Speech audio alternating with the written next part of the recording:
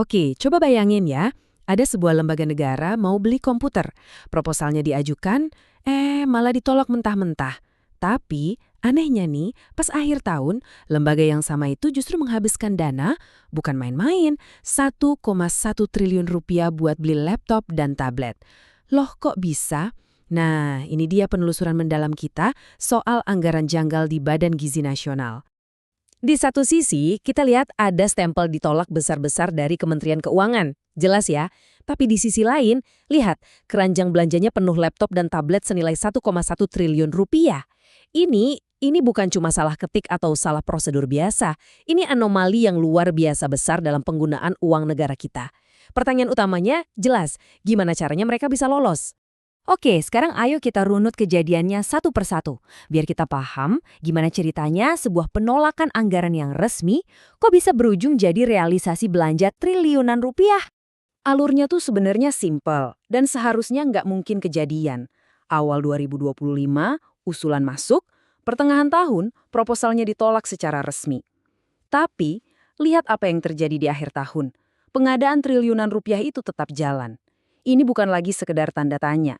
Ini udah kayak sirine darurat yang meraung-raung di sistem pengawasan anggaran kita. Tentu aja ya, kejanggalan segede ini langsung memicu tuduhan yang sangat serius. Para pengamat anggaran langsung mencium ada sesuatu yang nggak beres, ada jejak-jejak rekayasa di sini. Jadi pertanyaannya, gimana caranya anggaran yang seharusnya sudah mati karena ditolak bisa hidup lagi dan malah dibelanjakan? Jawabannya, diduga ada di sebuah trik yang kelihatannya sepele, permainan kata. Para ahli menyebutnya rekayasa anggaran. Nah ini dia, Ucok Sky Kadafi dari Center for Budget Analysis langsung menunjuk ke jantung masalahnya. Ia menduga ada yang namanya rekayasa nomenklatur. Keren ya istilahnya, tapi intinya gimana cuma dengan mengubah satu kata bisa jadi kunci buat membuka brankas anggaran triliunan rupiah? Inilah dia dugaan mekanisme di baliknya.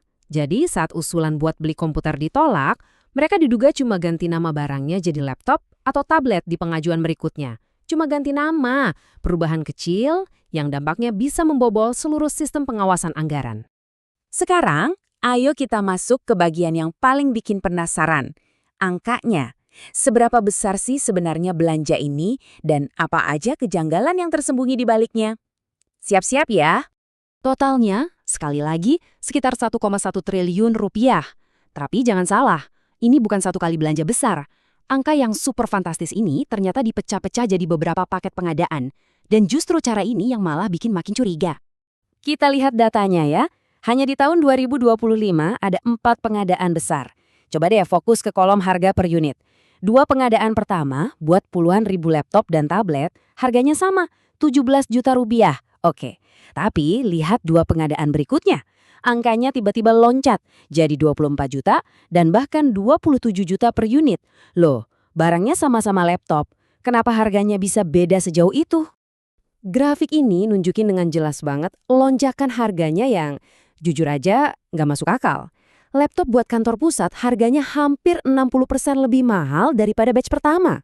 Pertanyaannya, spesifikasinya apa sampai semahal itu? Apa laptopnya terbuat dari emas? Atau jangan-jangan ada sesuatu yang disembunyikan di balik penentuan harga ini ya? Dan ternyata, kegilaan itu nggak berhenti di 2025. Tahun berikutnya, 2026, mereka menganggarkan lagi 14,8 miliar rupiah. Dan yang lebih parah, kali ini jumlah unit laptop yang mau dibeli sama sekali nggak diungkap ke publik. Seolah-olah kata transparansi itu nggak ada di kamus mereka. Ini kita nggak lagi ngomongin soal salah administrasi biasa ya. Ini sudah masuk ke ranah yang sangat serius. Bisa jadi ini adalah pelanggaran langsung terhadap Undang-Undang Keuangan Negara kita. Intinya begini, setiap Rp1 uang negara yang keluar itu harus sesuai dengan dokumen anggaran yang sah. Titik. Kalau memang benar pengadaan ini dilakukan tanpa dasar hukum yang kuat, maka ini bisa melanggar 2 pilar utama hukum keuangan kita. Undang-Undang Keuangan Negara dan Undang-Undang Perbendaharaan Negara. Konsekuensinya serius. Ada akhirnya kita semua harus bertanya, kenapa sih kita harus peduli dengan angka 1,1 triliun rupiah ini? Apa urusannya sama kita warga biasa? Angka 1,1 triliun itu bukan cuma deretan angka di atas kertas laporan. Itu uang kita. Uang pajak yang kita bayar yang seharusnya bisa jadi puskesmas baru, sekolah yang lebih baik, atau program gizi buat anak-anak kita. Ironis banget kan?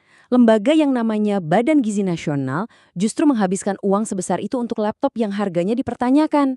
Padahal, bayangkan, 1,1 triliun rupiah itu bisa dipakai untuk mendanai program gizi bagi jutaan anak atau membangun puskesmas-puskesmas baru di daerah-daerah terpencil.